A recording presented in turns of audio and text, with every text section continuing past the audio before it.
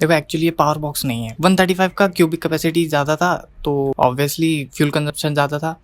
अब उसको मैनिपुलेट करने के लिए ये चीज़ यामा ने बनाई थी। होता क्या है, हर एक स्ट्रोक के साथ जो इनटेक होता है फ्यूल और एयर का, उस फ्यूल और एयर मिक्सचर में से 44% इसमें हर स्ट्रोक के साथ एक बार स्टोर होता है और फिर उसी स्ट्रोक के साथ वापस निकल जाता है। अब जैसे अब एक स्ट्रोक हुआ, सिलेंडर ऊपर है, वैक्यूम क्रिएट हुआ, वैक्यूम के साथ साथ एयर फ्यूल मिक्सचर अंदर आएगा, तो एयर फ्यूल मिक्सचर जब इनटेक हो रहा होता है तब उसमें से 44% एयर फ्यूल मिक्सचर इसमें मिली सेकेंड के लिए इसमें स्टोर होता है और फिर वापस उसमें स्ट्रोक के साथ वापस सिलेंडर में चला जाता है। 135 का एक ही ड्रॉबैक था कि उसमें माइलेज नहीं थी। उसको मैनेज करने के लिए ये माइलेज बॉक्स लगाया था। अब इसको पावर बॉक्स इसलिए बोल देते हैं लोग क्योंकि 44% जो मिक्सचर इसमें से निकल के जाता है स्ट्रोक के साथ, वो रेजिड्यू बाद में कंबशन स्ट्रोक के साथ वापस सिलेंडर में जाता है, तो उससे क्या है, पिकअप बना रहता है। पिस्टन वैक्यूम लेके टीडीसी पे जाता है और जब वो बीडीसी तक आता है वापस वैक्यूम बनाने के लिए, तब तक ये 44% फ्यूल मिक्सचर उसी में रहता है जो अगले स्ट्रोक को पावर देने के लिए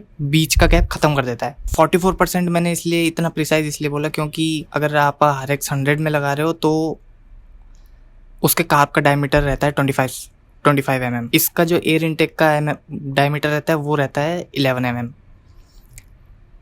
तो बेसिक मैथ 44%। तो अगर 135 में देखेंगे तो उसका डायमीटर अलग रहता है और उसके हिसाब से 34% के अप्रॉक्स रहता है, तो 30% मान लो ओवरऑल।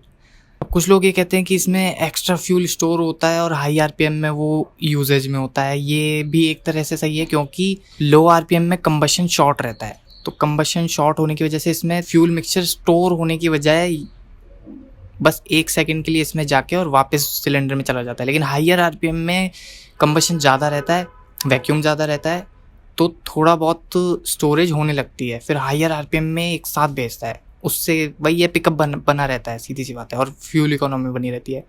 ट्यूनिंग में क्या फ़र्क है? ट्यूनिंग में बहुत फ़र्क है। RX 100 की स्टॉक ट्यूनिंग में और 135 की स्टॉक ट्यूनिंग में बहुत फ़र्क है। पहली बात तो अब जब ये पावर बॉक्स ऐड हो चुका है तो कंबशन और वैक्यूम दोनों एक प्रॉपर अमाउंट में मेंटेन रहते हैं, तो इसलिए ट्यूनिंग को थोड़ा सा लाइट रखना पड़ता है ताकि फ्यूल इसमें रेजिड्यू ना बने ज़्यादा, वरना वो बैकफायर करने लगते हैं। और बैकफायर, इसका कंबशन इतना अच्छा है, बैकफायर करते टाइम ये झटके देने लग जाती है क्योंकि 4 स्ट्रोक नहीं है तो कुछ भी मैकेनिकली मैनिपुलेटेड नहीं है, तो सब कुछ वैक्यूम पे चलता है, तो वैक्यूम एस्केप नहीं कर पाता ढंग से, तो सिलेंडर में ही बैकफायर करता रहता है। ये इसका ड्रॉबैक हो सकता है एक तरह से।